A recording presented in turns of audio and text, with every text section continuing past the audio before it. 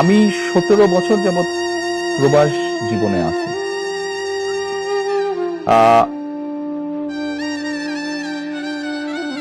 111 তথাকথিত 111 সরকারের সময় যেই শারীরিক নির্যাতন আমার উপরে হয়েছিল, তারপরে চিকিৎসার জন্য আমি এই দেশে আসি। আমি যখন এখানে আসি, আমার ভাইকে আমি রেখে এসেছিলাম, ছোট ভাইকে।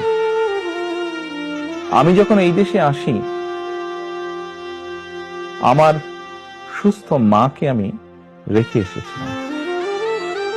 একটি ঘর রেখে এসেছিলাম, যেই ঘরে আমি এবং আমার ছোট ভাই বড় হয়েছি, যেই ঘরে আমার বাবার স্মৃতি ছিল, যেই ঘরে আমাদের দুই ভাইয়ের সন্তানরা জন্মগ্রহণ করেছিল, যেই ঘরে আমার মায়ের বহু স্মৃতি ছিল, সেই স্মৃতিগুলোকে ভেঙে চুরে ধুলায় মিশিয়ে দেওয়া হয়েছে। যে ভাইকে আমি রেখে এসেছিলাম, সেই ভাই এখন আর নেই। যেই সুস্থ মাকে রেখে এসেছিলাম, সেই সুস্থ মা এখন সুস্থ নেই।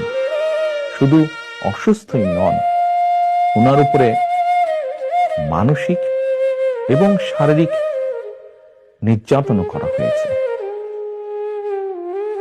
আমি আমার পরিবারের যে কাহিনী আপনাদের সামনে তুলে ধরলাম, এটিকে আপনারা কাহিনী বলুন বা সংগ্রাম বলুন, যেটাই বলুন না কেন, এটি শুধু আমার কাহিনী না, বা আমার পরিবারের কাহিনী না। এরকম কাহিনী বাংলাদেশের শত না হাজার হাজার পরিবার